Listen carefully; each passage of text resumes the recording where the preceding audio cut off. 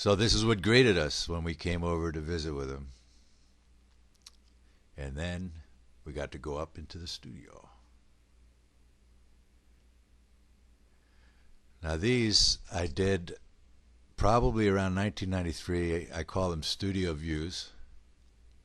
And I just stood in one place in the middle of his studio and panned basically from a few different angles what it looked like.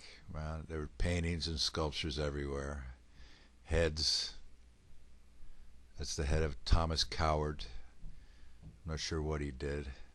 This is Charles Blockson, who is the curator of Black History at, I believe it's Rutgers University. Temple it might be. The head of Paul Robeson. Tony was friends with Paul Robeson back in the 20s in New York City. Portraits. These are what he calls environments. This is part of a series of environments called the Ox Herding Story. There's more modern, contemporary, free style work.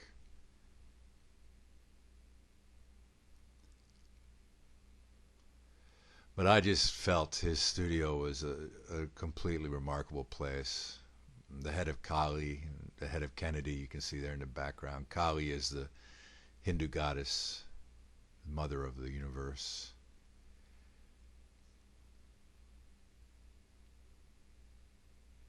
Like I said, his walking into his studio to me was like walking into one of the secret chambers of the pyramid, something of that order.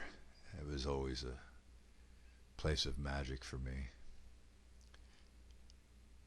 Ida Rolf, the originator of the Rolfing. That's Edgar Cayce, head of Edgar Cayce.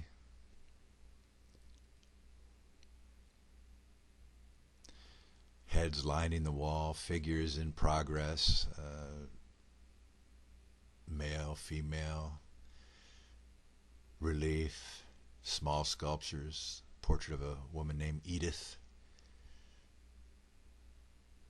Unbelievable. And all this crammed into that fairly small space. Bust of a young woman. Totally awesome sculpture. Like I say, Antonio can't be classified as a realist.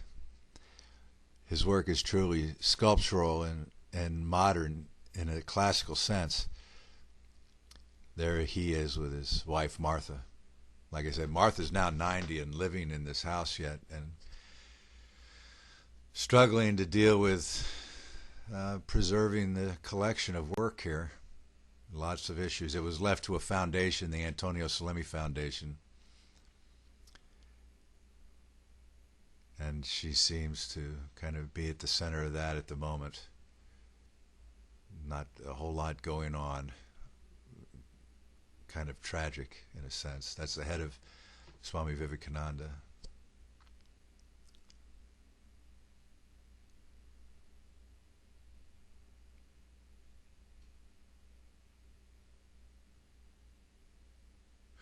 Yeah, Tony was about 100 years old in this when I took this video.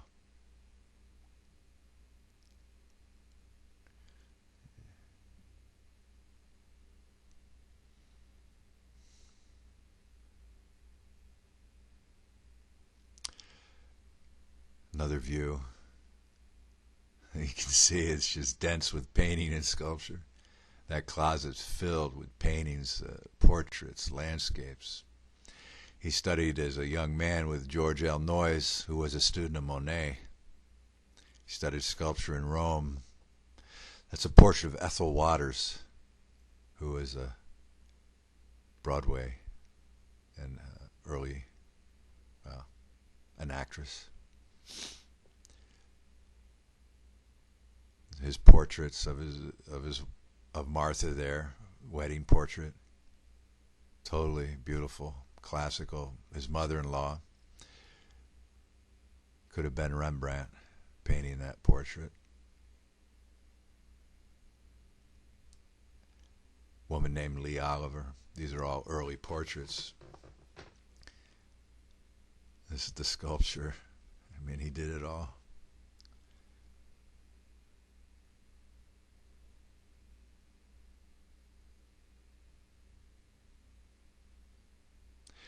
That's a small environment. He called a lot of what he did in sculpture in later years was he called environments. The portrait in the back there is a man named Gerald Hurd, who was friends with Aldous Huxley and Christopher Isherwood. They were kind of a trio of sorts, all writers and philosophers. And that was Tony's first guru. He did a beautiful portrait of him.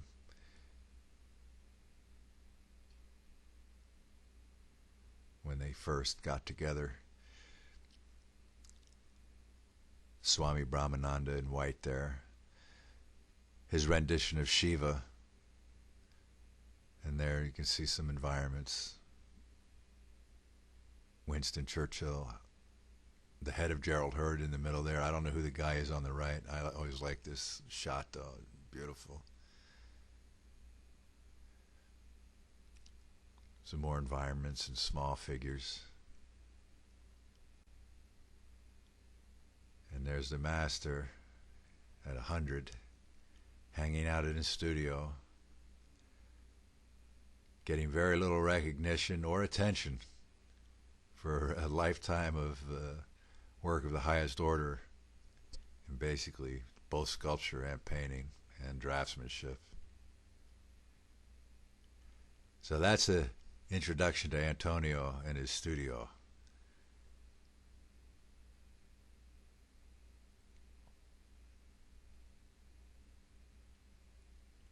He was a great man and a good friend.